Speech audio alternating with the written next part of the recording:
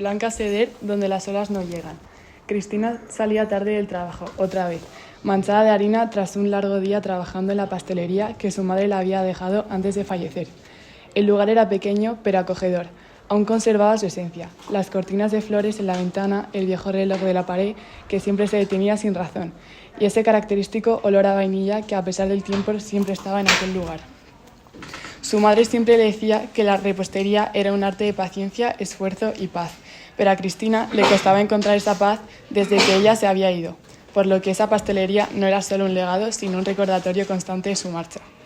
Por la noche empezó una tormenta feroz, pero no imaginó el daño que podría haber causado hasta que llegó y encontró el agua cubriendo el suelo de su pastelería. Las mesas flotaban, las ventanas quedaron destruidas y el olor a vainilla y azúcar quedó mezclado con el olor a barro y humedad de la tormenta.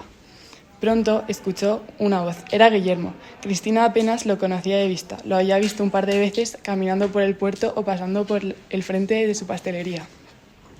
Y aunque siempre le había llamado la atención, nunca tuvo el valor de hablarle hasta ese momento.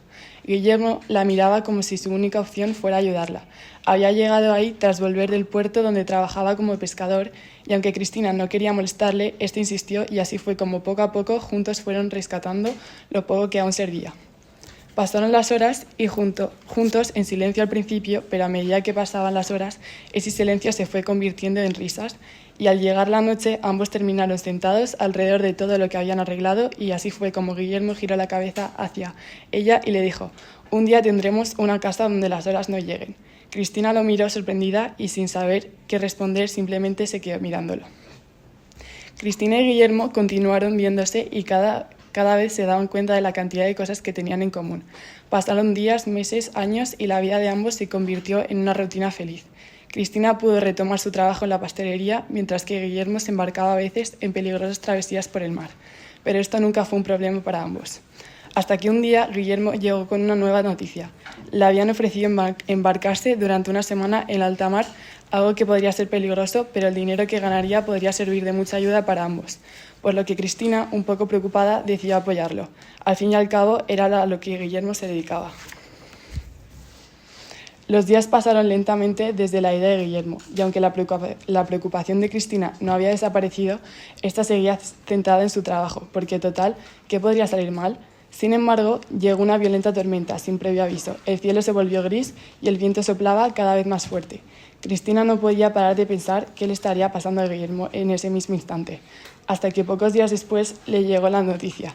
El barco había sido encontrado sin rastro de alguna vida, y Cristina, al escuchar esto, se quedó paralizada. No supo cómo reaccionar. La gente de su ciudad, desde ese instante, nunca la volvieron a ver igual. Todos decían que algo en ellas había cambiado.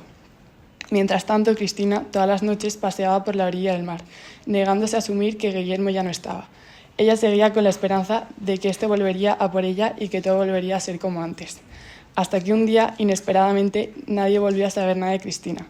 Esta había desaparecido. Muchos pensaron que ésta había huido de la ciudad para evitar estar en contacto con todo lo que le recordara a Guillermo y poder empezar de cero. A la mañana siguiente le encontraron flotando entre las horas, con los ojos cerrados y una enorme sensación de paz. Finalmente era Cristina y Guillermo juntos por fin donde las olas no llegan.